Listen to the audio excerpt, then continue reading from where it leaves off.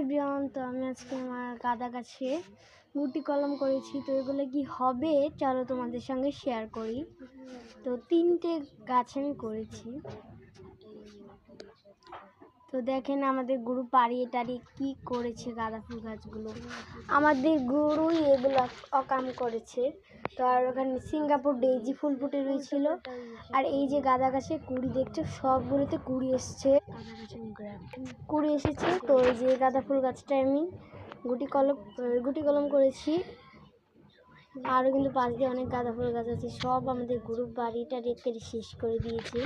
এই জন্য আমি ভাবলাম যে সব গাছে গুটি কলম করা যায়, গাঁদা গাছে কেন করা যাবে না। তো 3টে গাঁদা গাছে আমি করেছি। তো তারপর সেকেন্ড নাম্বার তোমাদের দেখাবো, ফার্স্টে দেখাচ্ছি।